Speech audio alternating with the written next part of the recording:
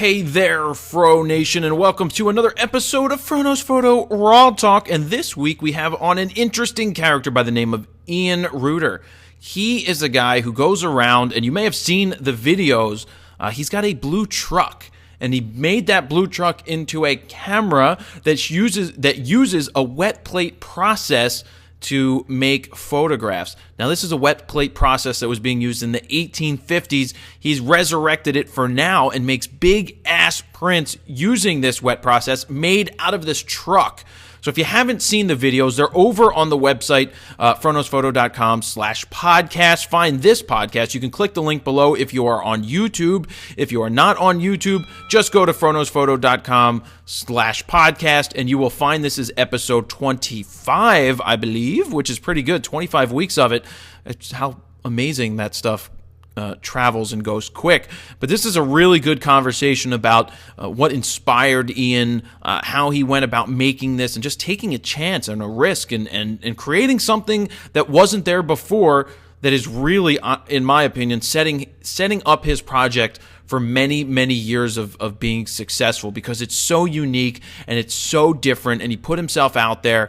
And he used the power of the internet to make it happen. And honestly, you guys can do the same thing. You have an idea, you can beat the crap out of it, you can make it happen, you can do it. So before we jump into the RAWtalk, I want to remind you guys about the FroKnowsPhoto Beginner Guide to Getting Out of Auto. Check it out, FroKnowsPhoto.com/guide. If you're looking to basically jump out of auto and take control of your camera and understand the fundamentals, then you'll learn quite a bit from that 3-hour-long video. I want to thank allenscamera.com. If you want to get and be a part of the FroKnowsPhoto, what do I call it, the Fro Film Project, you want to pick up a film camera yourself, give a call to Allens. They have a ton of used cameras. I mean, for $100, you can get a really good film camera and start shooting film.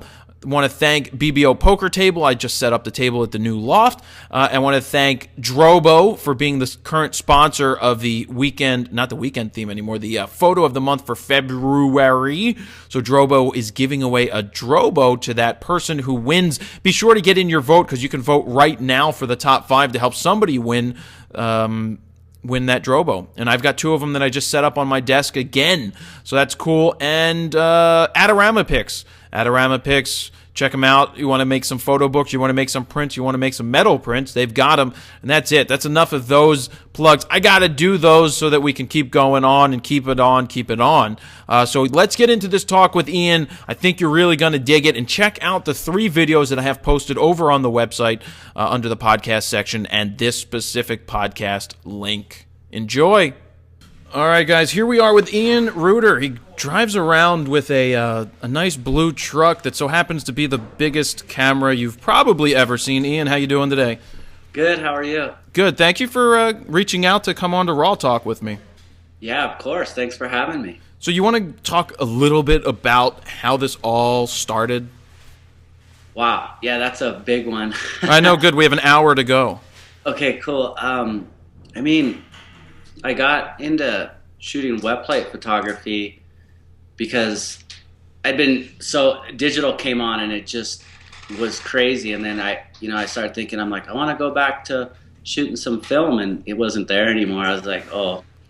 So I just started researching everything, and I found the wet plate process, and I'm like, oh, I can make my own film. And I really liked that idea, because no one could, what I wanted to do wasn't in the hands of someone else saying, oh, we're not going to continue this product or the economy or trends, so that's how I got started. Right, so basically you wanted to make your own images your way. Right. And for people, where can they find it? Is it silverandlight.com? It's Ian Ruhter Vimeo is where our videos are, and that's the Silver and Light and American Dream, and our new one, Death Do Us Part. Right, and I posted the very first one that you did on my website, and I mean, I was fascinated by it because it's something different, and in this day and age, you have to set yourself apart from everybody else, because if you don't, you just become the same thing over and over and over again. So when you got the idea to venture into the wet plate process, which is something that they did in the 1850s, which is pretty amazing, how did you come about building a truck into a camera? Well, I was I had been making these plates with an 8x10 camera, and they're 8x10 inches, and I I wanted to see them bigger, so I was like, oh, I'll just scan it and make a print and everything. And then I was like, wait, that doesn't exactly add up. So I thought about it for months, and I had these big windows in my place in LA, and the city just was framed in it one day, and I was sitting on my couch, and I'm like, I'm going to make plates that big, and I want to have an original base that's as big as I want it. And then that truck idea came, and I just couldn't let it go. I just started working on it and working, and that's how I got to that point. Well, did you have background in building a camera before? Oh, no. No. Yeah, I mean, I just barely skated through high school and that, and then, we're talking about like some physics and math, and then you got chemistry on that level. So it was a crazy learning process. How do you find a lens for this? Yeah, that was one of the biggest components, because I didn't know if lenses would cover that much area, and I was researching, and one day I just found it on eBay. Really? And, yeah, and I found this one, and I'm like, I think this will work, and once I got that lens, I was like, okay, this means I can do it. And I thought I was over the hump with it, and that was actually the easiest part. And then I thought it would take me a couple months, and it took me over a year to make it all add up. Well, when did you first get the idea to start building the truck and start to make plates that big? Let's see, probably somewhere around 2010. Okay. I think. I get confused on dates and stuff, but That's yeah, all right. That's all right. But yeah. Yeah, so it's amazing. And saying that you went from an 8x10 to then go to what size are these plates that you're making? The largest we can do is 4 by 5 feet. Nice. I mean, that's huge. And the thing is, many people don't understand that in order to go huge, you have to have such quality behind what you're doing. It's one thing to shoot something small, and if it's out of focus just a little bit small, imagine what it's going to look like when it's freaking huge. And saying focus, how the hell do you focus this thing?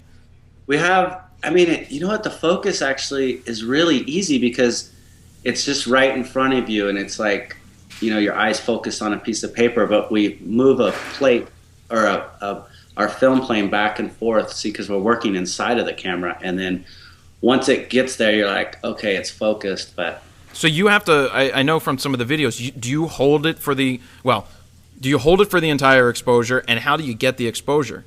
No, we don't hold it. Like, I do that just to kind of, it's just where you see, because you're in this 3-dimensional space, and it's fun to move it back and forth and up and down. But we put it on a like a board, and it's fastened here, and then I sit on this side, and then you sit down, and then we open the lens from the inside, and then the light comes in and projects onto that plate. And it's upside down, correct? Yeah, backwards. And backwards, because it's not like you're going to put a prism in front of it and turn around and see it that way. Most people don't realize that. And I think our eyes see the same way, right? Our eyes, absolutely, everything comes in upside down and backwards, and then our brain reverses it. Right, and we just think it's normal, but yeah. So how do you determine how long to keep the shutter open? It's weird, because this works off of UV light, so it could be bright or cloudy, and then it affects the UV. So it just took lots of repetition, like lots of practice, and then you start getting an idea, and then you just guess and go from there. But it starts working out. You start knowing. You're like, okay, it's 8 seconds on this when it's full sun, and it's this and that. So yeah. So you're pretty much writing the book on how to do big ass wet plate photography out of a blue truck. I suppose. Yeah, out of the blue truck. If you want to do the blue truck photography, I got you. Exactly. Because has anybody?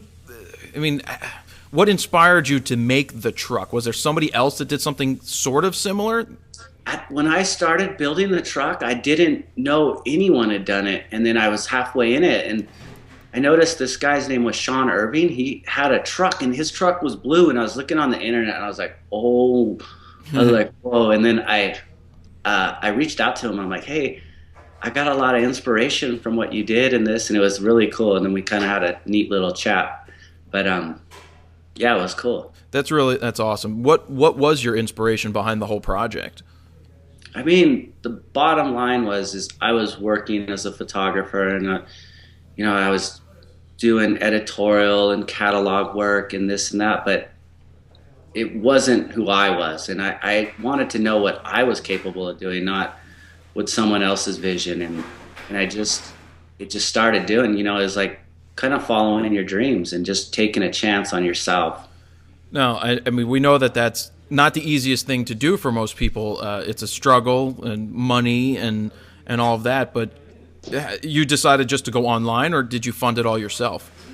Oh, I definitely funded it myself. But yeah, I mean, I just been working for years, and I never really spent my money or anything, and I just saved it, and I knew I wanted to do something, and then this thing came along, and I was like, this is like my destiny or fate, but this is it, and I'm going to do it. And so you went all in with it. Went way all in, yeah, to the point where like I can't even stop now because it's crazy. I can't. Well, so you see at the end of the video, there's the ProPhoto sponsorship, right? They just give you gear, or they let you borrow gear, or how does it work? They let us borrow gear. And it really helps us out a lot, because you know how expensive lighting is, and our process takes so much light to capture a portrait. So yeah, they've really helped us out. So a lot of people probably think that companies come along and want to just throw cash your way, but I mean, I know from experience that doesn't happen. It's you got to bust your ass to sustain yourself, and companies are willing to let you use gear. But they don't always, well, most of the time, they're not going to throw money your way, and gear doesn't put gas in the truck. Right. I know. And yeah, it's a tough equation, and we're just figuring it out. But what's cool is like our network's growing, and when you get enough people behind you, these companies can't deny that. And we're just based on that. I'm basing it as if we get enough people and we have enough support from just guys like me and you and girls, then no one can deny us, and that's the power of the internet, and I really like that. Yeah. Well, now, when you put the video out, how long until it picked up traction? We made it, and it's like, okay, and we made it a little creepy and weird and fun, and I was so nervous. I'm like, this thing's probably gonna get like 500 views, and first day it was like 28,000, and I was like, oh, and that floored me. But then the second day it was like 105, and then the third day it was 110, and it just kept going, and then it kind of slowed down around 500,000. But like right now it has 1.1 million views, and I was like, this is cool. That's amazing. It's amazing the power of what you can do online. If you have an idea, you can really go and do it. You just have to take a chance on yourself sometimes, and that's what you did, and it's kind of similar to what I ended up doing. That's exactly what you did. I mean, who's going to give knows photography a chance? They're not going to listen to you, but now that you've done this and you have your network, now people are like, hey, we want to be a part of that, and that's really neat, Yeah, we've built a nice community here, and it's kind of like talking with you and other photographers that we've done these raw talks with, is we're all in it together, because a lot of there are those photographers that don't want to share anything, and right. you can do that, but you may not get as far as you could unless you just help. The more you give, the more you're going to get back, and you build a community. You never know who you're going to run into, and I'm sure you've met a lot of people that are willing to help you out with what you're doing. Yeah, that's how our whole thing works, is like we're meeting people online, and they're like, come out here and come to our town and we'll put you up. And then instead of this photography being this thing where you can't touch it or feel it, there's these guys working and they're out here, but it's like, I'm gonna come to your town and I'm gonna meet you, and maybe you'll come out here and meet me someday, but I've looked on your stuff and you're meeting all these amazing people, and it's weird that you're using the internet, but then you actually make these really intimate connections with people, and that's what I like, and that's what this is about. Well, yeah, I mean, and the major thing is, especially with the new video that you're putting up, and by the way, guys out there, you can see all the videos on the podcast page, the link below, if you're watching on YouTube or if you're listening to the podcast. We're on Vimeo, but you're on YouTube. Well, I mean, if they're watching this on YouTube, I'm going to link your Vimeo. I'm going to embed your Vimeo videos right on my page. Oh, that's really cool. Thank you. Yeah, so that they can watch all three of them. And you know what you hit on, it's storytelling. In this day and age, everybody wants to know the story. They want to know inside and out, how did you do this? And that's what you're doing. You're telling the story of how you made this camera. You're telling the story of the people you're capturing, and people want to follow along, and they want to feel like they're a part of what you're doing, and that's what you're allowing them to do with what you're creating. That's what's yeah, that's what's cool. And we're in an age where we have this internet and this, and we can actually we can connect with people in a way. Like I'm talking to you over Skype, and it's really neat. This is cool. It is. So what else did I want to? Okay, so with the wet plate, I mean, how dangerous are these chemicals? I don't know. I mean, you're wearing gas masks in the video, so they can't be that. I mean, they're pretty dangerous, I would think. Well, yeah. I mean, but how dangerous is bleach or gas that you put in your car? And then in that Silver and Light one, it's people like our friends when we started, they're like, oh, you were like those Breaking Bad guys. And we're like, well, let's just make a video like Breaking Bad. So we definitely played it up, But, okay. Well, the funny thing about the Breaking Bad stuff is I have the guy who shot those photos. He was on the fourth edition of RAWtalk. He lives down the street from me. So that's pretty cool stuff.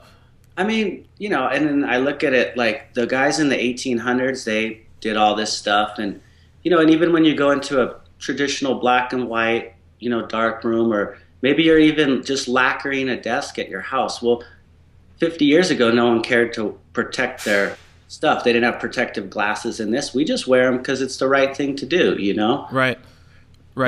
And you said in the 1850s when they were doing this, didn't they roll around in wagons, darkroom wagons?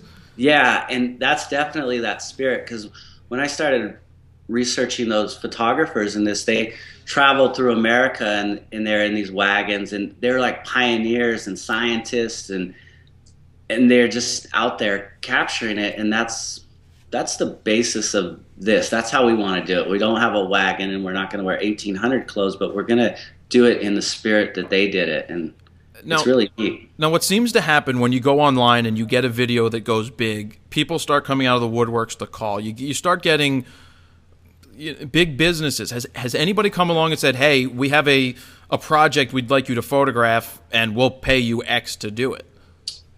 Lots of inquiries, and we're just getting into a year. I think lots of inquiries. Like it's hundreds and hundreds of emails, and we're just trying to find one that works for both the client and us. And a lot of people, they're like, well, what are we going to do with this big truck and this? So we're definitely working on some things. Yeah, I mean, it becomes part of the story. I wouldn't be surprised if a Nike comes along. Are you going to smile when I say Nike?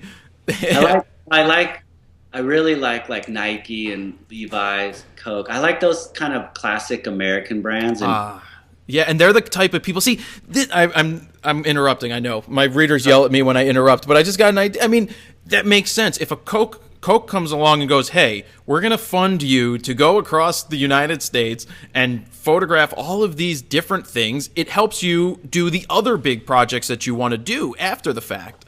That's the idea, and then it also puts us right on the ground level floor with their clients, and their clients are Americans, so, or globally, but and I thought it's neat, and we're working on it. We're kind of just developing it as we go, No, that's great, and I bet you we'll see some commercials on TV and then the extended version videos on the internet to go, hey, we went around in a blue truck just capturing America the way that we see it. Coca-Cola, made for you. I mean, yeah. Well, someone was saying, they're like, did you watch the Super Bowl with those Dodge did the commercials, and they just interviewed farmers, and that was the campaign. And I'm like, it's like, that's what we're gonna do. So it's neat that I think people are catching on to this idea. Absolutely, and again, it's all the storytelling, and it's pretty cool when people come out of the woodworks looking for you instead of you having to look for them. It really, I mean, you put yourself out there, you created something, and that's the thing we try to get across to everybody out there is, if you have an idea, take that risk if you can take that risk and see what happens. Nobody's just going to hand it to you. Nobody's going to come along and say, hey, you need to, we'll give you a ton of money just to be successful, because people ask all the time, how do you get that job? You have to do it. You have to figure it out. Yeah, it's interesting because basically all I did was do what's in my heart, and I created a project that I wanted to do, and then people loved it and responded to it, and I thought that was really neat. And there's all these cookie cutter ways about going with photography, and that's not going to work for a lot of people because we're all individuals, and I just started doing it my way, and it works. And now and that's a cool thought. I didn't think it would ever go down like that. I thought I had to do this and do that, and this job would lead to that job and this, and then I was like, enough of that. Why don't you just do what you want? Absolutely. So the sustainability aspect of it, when the big advertisers come along, there will be that bigger money that comes along with that. How have you sustained it to this point? Are you selling the actual plates? Are you making a book? How are you making that money to sustain it? Right now, it's like I've had inquiries for people to buy the originals, and it hasn't even been a year, and we are holding on to them. And yeah, we're getting ready to probably let a couple of them go, and then we just started selling like prints online, and that's helping. It's bringing in a little money. So we want to grow our business slow. I don't want to be this like flame that goes up and comes down. I want it to really sustain for the long run. So I can definitely. It's a catch-22. That's the day-old thing. It's that art and commerce, and then merging those two. And I want to take my time and do it right, so this thing lasts for a long time and not just sell out or blow it out. Well, and that's a key word there. You're going to start hearing that sell out thing. The more that you take, I hate the term sell out, and I hate what people. What they think it associates with. And I know that you'll hear it. I hear it now that, hey, Jared, you're a sellout. And you're going to hear it if you take a corporate gig. But you know what? Taking those gigs allow you to push your art and push yourself and fund whatever it is that you want to do to keep bringing it to people. You're not charging them to watch your videos. You're doing it because you love it. Like, absolutely. And if you wanted to support me and you're like, hey, I'll help you, I'd be grateful. And if a big company wanted to come along and they're like, hey, we want to help you do this and we want to collaborate, I'm going to say yes. And the only time I'm going to be selling out is when I sell out the integrity of my work, my personal work, my art, when I'm making pictures that aren't up to my standards just to sell. And I don't plan on doing that. So that's cool. Me making some money and me being able to travel and go to Kansas and meet some farmers, or here, or to Texas, or to some inner city kids in Detroit, and someone wants to pay for it, I'll go tomorrow. Yeah. No, that's... And I won't... No one's going to tell me I'm selling out. No, I mean, and then it comes down to you just do what you want to do, and you got to block out the BS that's out there. But no, that's really cool, because you never know who you're going to inspire. You're inspiring some 14-year-old kid who's watching this video today going, you know what, I have an idea it's different, but this shows me that it can be done. And that's true. Anything can be done.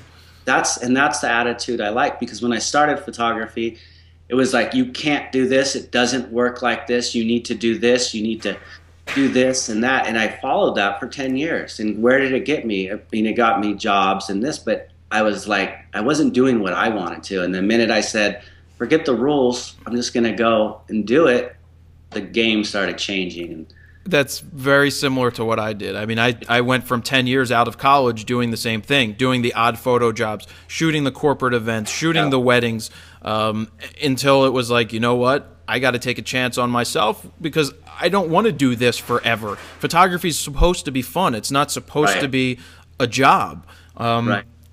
So that's, yeah. I mean, we're kind of similar in how we're doing this, and absolutely. And there's a lot of people. It's like we're in this age.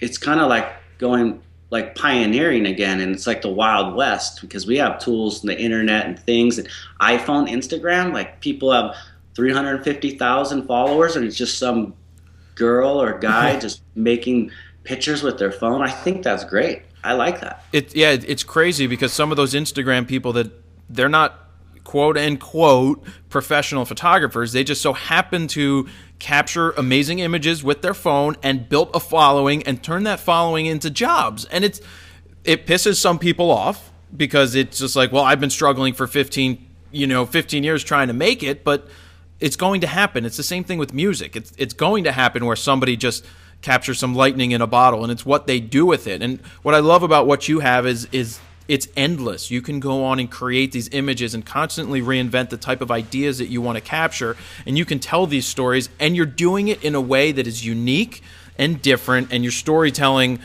what other people aren't doing. And I mean, these plates, holding on to the originals is obviously the smart thing to do until it's time to put a $25,000 price tag on it, and somebody wants to just be like, you know what, I'll buy that set of 5 right there, and here's your funding, here's $100,000, more than that, $125,000 to go out and do what you want to do.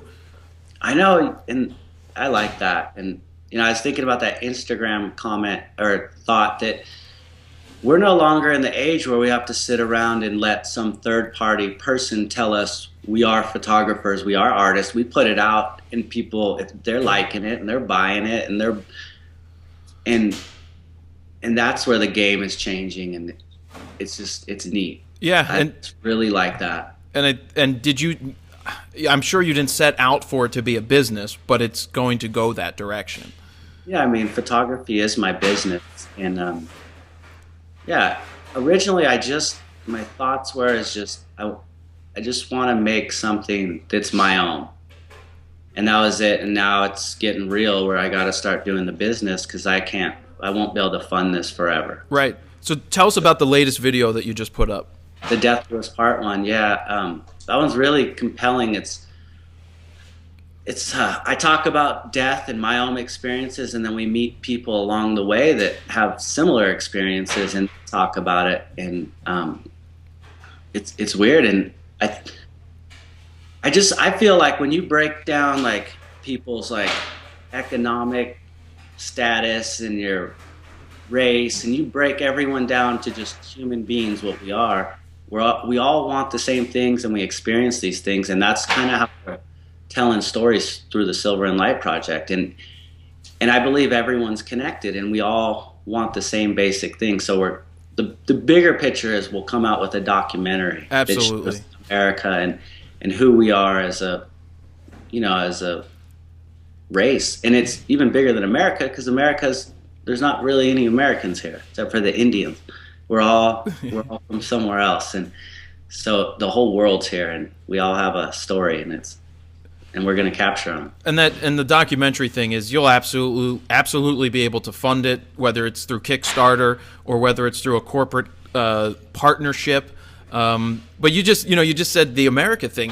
Have you thought about putting a boat, build a boat with a camera, or build a plane with the camera? I mean, has that crossed your mind? Yeah, we have wild thoughts, and we're dreamers, and you're a dreamer. That's why everything you're telling me, we're like, yeah, we could probably sit and talk for hours and just dream about wild photography ideas. And yeah, we think about that all the time. Well, you know what's amazing with ideas? Ideas can only take you so far. It's the execution of and actually doing them, and it feels great when you can have a success. Because once you have that first success, there's been plenty of failures. We've all had those failures. But when you can taste the success, you just want to keep creating and getting back to that point over and over again. What's interesting too is I learned a while ago that those failures are really important too. You just have to keep getting up and going, but those failures teach you. So if you can learn from your failures on what not to do, then they're almost more powerful than the success, I believe. Yeah. It's interesting, and when you can't be afraid to fail. I mean, if you don't... That's what our whole thing's based on it's like the fear of failure. It's always that those fears will hold you back, and that's what death do as part is. It's death to that thought of failure and holding on to the past and holding on to these things where you're afraid to move forward. And it's like that old way of thinking, it has to stop. And then once that happens, you can move forward into the future. And yeah, it's interesting. What I just say it's interesting a lot. So I was like, your viewers are probably, oh, this guy has 2 words he can say. That's all right. I mean, you believe heavily in what you're doing, so things are interesting, and just finding the solutions to problems and making them happen is what it's all about. What next project is there for you? Where do you want to take the truck? Well, we're going to go to Canada. I got invited up there. There's a big photo convention, and then they want me to do a bunch of talks and a wet plate demo. And then right after that, I just got booked. Well, we're working on it to go to that Palm Springs Photo Festival. So it's like we're basically going to be driving from Canada to Mexico in April. And I'm like, oh boy, this is going to be a big one. So do you drive the truck, or do you have to? And we're just going to take our time and do it, and film the whole process while you're doing it. Yeah, on my own thing, I want to go to Detroit. People start commenting, come to Detroit, and we want to go to Detroit. You know what? Call Chrysler. Chrysler's throwing a ton of money behind advertising. It's like, hey, let's make these photos of Detroit. Let's turn it around. I mean, that's what they're doing. Chrysler, somebody can get you in touch with them. Yeah, because I just am drawn to Detroit for some reason, and I just think Detroit was those companies, and that's what built America, and now it's crumbling, and it symbolizes our country imploding. And it's like we gotta come back, and you hear it on the news, and we gotta put jobs back in here, and this and that, and I want to go and tell those stories, and I want to see for myself what happened. And there's just a huge draw. I could go for hours of why I want to go to Detroit, but it's definitely in my heart. It's calling me. It's calling. It's calling us. We're actually building a camera, a new one, and we're gonna call it the Detroit. And because the filmer that films all our stuff, his name's Lane, and he welds, and he's like, well, we need like a big camera but more mobile, and he's just welding it. He's just building it, and we're building it together, and we're gonna call it the Detroit, and then go to Detroit and make plates with it. So it won't be in the truck anymore? No. Because the truck, it allows me to do cool things, but it also limits. How am I going to shoot someone on their stoop of their house when I can't back the truck in? It would take up the whole street, and we don't have permits and stuff. So we just keep going with it. And so you're going to build a physical camera. Is there a size you're going to go with? The max? It's going to be 40 by 40 inches. So you're going with a square, a big Instagram. Well, yeah, it'll be a big Instagram. I think we'll shoot like. I get it. We have to do whatever size plates within that space, but the dimensions of the back of it are 40 by 40 inches. So yeah. That's pretty cool. Is it going to have a ground glass? You're going to make a big ass ground glass? Yeah, it's cool, and it's all out of aluminum, and we didn't want to build it wood. We want it to look really modern and slick. We'll see how it comes out, but it's going to be handmade, and it's going to be made here, and that's kind of what we do. So me thinking like a business mind, it's time to, once you make that, then you make replicas that are 4x5 or smaller, and you start putting your Ruhter right on the top of the stock of it, and you start selling your own processing, wet plate processed little cameras. That would be fun. I wouldn't call it Ruhter. That's such a monstrosity of a name. Not that I'm embarrassed of it, but maybe we'll call it Silver and Light or something neat. Yeah, you'll find something. But that's how my brain works. It thinks the marketing aspect, and if you made miniature ones of these things, and everybody would buy it. You go into Kickstarter and you're like, yeah, it's $300, and it's going to come with some. I don't know how you do the chemicals, but maybe there's a way people can pick the chemicals up locally. You can actually order them online. We use this company called Bostic and Sullivan, and they ship all around the world. They make it relatively easy.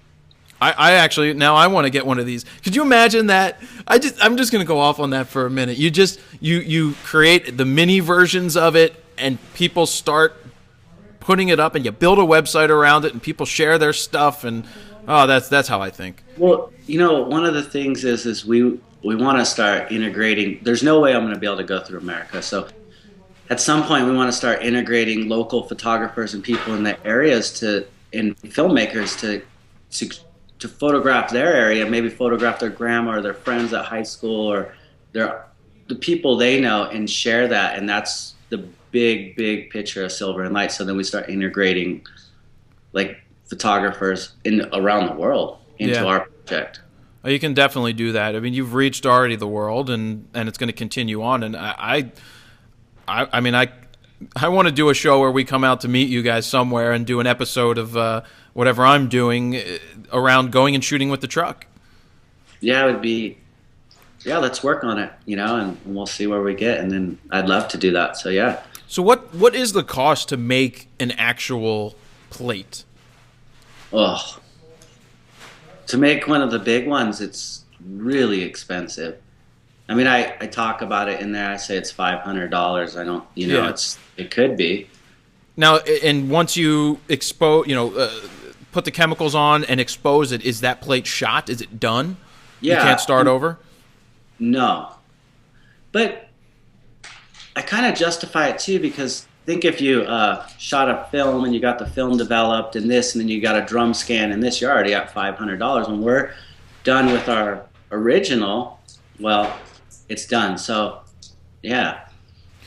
And how do you get the, once you have the original, you shoot it and then put it online to sell prints? We have to get these scans, and there's only a couple of places that can scan these large format pieces like artwork and stuff. So we have a guy in Los Angeles that does that for us. That's awesome. Yeah. That's really cool. Yeah. I'd love to see one in a plane. It would be really amazing to see what you could do, if it's even possible, in an airplane that's moving to try to shoot something huge. Well, they're really long exposure, so... Oh, okay. So it's a streak. But, like you said, I really like how you think, because you're just a dreamer, and I'm a dreamer too, and nothing's impossible, though. And if we think like that, we're going to be better off. I just had the worst idea ever. Because you're trying to think, you say long exposure, which gets me to think, how do you add more light? Well, how do you add more light? You drop a nuclear bomb and you have a big-ass flash. It's like, and there you go. I mean, it doesn't sound good, but you need a lot of light. That's a bright light. Yeah. Did you think of that before? Oh, yeah, we think about that all the time. Yeah, it wouldn't be too good for the environment. I'm kidding. No, but I mean, there's ways, or maybe, what's weird? This process, I don't think anyone's, they did the chemistry and they worked out how it worked in the 1800s, but think of the scientists and the people that we have now and the technology, what they could keep the integrity of it, but they could speed up the film. And I mean, I've thought better to work with like a chemist or someone somewhere down the line to really make this film. It could do other things, and it could be easier to work with, and that. So, maybe not dropping the bomb, but maybe working with some really talented scientists and people to make it, to advance it and bring it into the 21st century. Well, how does that work? I mean, what is the film speed per se? Do you have any idea? I think it's about one. One. Not even 100, not 25, but one. One. So you need a lot of light, and yeah.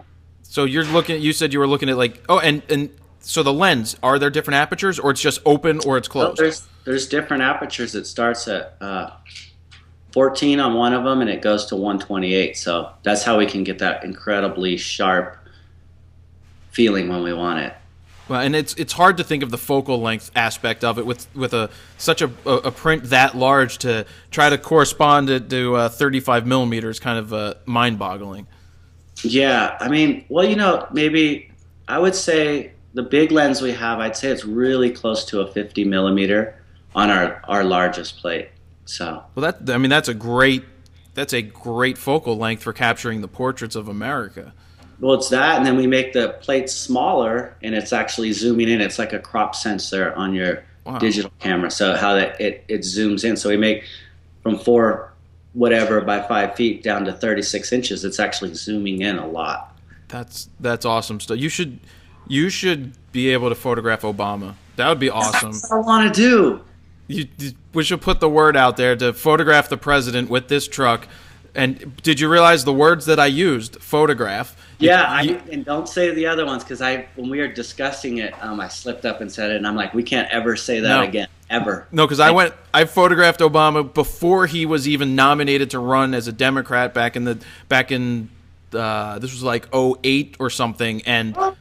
Yeah, he came to a venue, a music venue, and I put in for credentials, and it got cleared. And that was when there were like 7, 8, 9 people in the running, and that was a long time ago. Yeah, I was on that Chase Jarvis show, and he asked me, and I didn't mean to say it, but I'm like, I want to photograph the president. And now you've said it. This is something that needs to happen. Well, yeah, I mean, Discovery Channel, History Channel, the Learning Channel, all of the people that can help, make those things happen. It's just, it all depends on how much they want to take, because they all want to take something. That's all right. I just want, and something like that, I just would want the opportunity, and it's not just as simple as like, oh, I want to photograph Obama because, whatever, but the first photographs of Abraham Lincoln were in this process. And the first photographs of Billy the Kid in the West, and I think the relevance of him being president right now, and this is, I would want to capture it on something that would be forever and be true and real, and then it would tie back into our history, and I think about it a lot. And then you said that. Yeah, and then, well, I mean, I can see the framing. I mean, you can see it on the front lawn of the White House with the White House in the background and him standing there with like his hand on his chin, and then basically once you get a plate like that, that goes to the Smithsonian, and then it goes on National Geographic's the front cover, and then it goes on Time, and you get yourself a bunch of covers. That's one way to think about it. You'll come, you'll be my art director. I would love that. That would be amazing. I think I'd just be so nervous to, you probably get 5 minutes with them at this point, and if even possible, but I'd just be nervous to do it and to meet them, and it'd just be such an honor, and, Well, what would be amazing, and I called the White House. You can call the White House. The number is on the internet. You didn't know that? Yeah, I called the White House because I was like, I wanted to call Pete Souza, the photographer, the White House photographer. Yeah. So I call the switchboard and they go, White House switchboard, and I'm like, I want to talk to Pete Souza. It's like, let me connect you, and then they connect me, and he wasn't in. But I was like, holy shit! I just called the White House, and I called NASA a long time ago too. I just called NASA. Well, look, if I'm learning more about you than maybe you're learning about me. I really like this. Well, look, if you have an idea, you can reach anybody. You can get to anybody today, and NASA's number is on the website. It's a government organization, so their number is public. And you call, and they're there. I'm like, hi, I have questions about the Curiosity that is going to Mars. I'm like, I want to know all about the cameras. They're like, hold on, that's done out of our Jet Propulsion Laboratory. Here's their number. And I was like, okay. Okay, so what we're going to do is we're going to bring this camera to the moon. And I would, if you're not busy later this afternoon, can you call NASA and have them put it on the space shuttle? And then we'll go do a live show from the moon. The problem with NASA is they don't have a space. They don't have any way to put it into space at this point. Well, maybe we'll call Red Bull. We'll call Russia. Hey, there you go. Red Bull will do. They'll do anything. I mean, that was one of the most amazing things I've ever seen. Felix jump out of that. Yeah, see now that's man. You see, that's what some people don't understand is that corporate sponsors, as much as they love the publicity, professionals can utilize them. I don't want to use the word use them, but let's use the word use them to get the money, because you're in a place where you can get them eyes, you can get them views, huh? Sorry. No, go ahead. Okay. No, I was gonna say you get the views, you get the eyes, and that allows you to do something amazing that you didn't know was possible before. But not every large company is just these monsters. You know what I mean? It's like, and I don't know. I'm not opposed to anything. My door's open. If something compromised like who I was or it was against my beliefs, I wouldn't work with them, and they probably wouldn't work with me. But and that's how it should be. If it works, whatever. Absolutely. So, we're okay. I'm calling NASA, White House, Red Bull, Levi's. I'm making a list. Oh, Levi's. I'm wearing my 501s right now. I had a problem with the button fly. I didn't know how to button them properly because I'd never wore them before. And then I put it out online and they're like, oh, you just have to button from the bottom to the top. I'm like, damn it. You don't? Oh, wow. You didn't know that? I never wore them before. I always had zippers. Come on. Yeah, I never bought clothes, I don't care. I wear all my own t-shirts and now I have 4 pairs of these. I ordered 4 of them because I liked them. Yeah, I did too. I mean, I was doing research, and I was just looking at the old Levi campaigns from the 1800s, and they're really cool. And yeah, I can't wait to see where you take this, because there are endless possibilities, and it's just, I love the fact that it's, you're 2 years in, right? About a little over 2 years, and you built something from nothing. You made it. You made it happen, and you took that risk, and you're doing it. That's how I justify it at the end of the day. Say I can't make the business end work of it, or something doesn't work, but at the end of the day, I did something that I never thought was possible. People told me it was impossible, and I did it, and it feels good to accomplish things and to take a chance, like I said, on yourself, and no one can take that away from me, ever. Absolutely. Now, the prints that are behind you, are they originals? Yeah, I just have them on my walls because I started running out of space where to store them.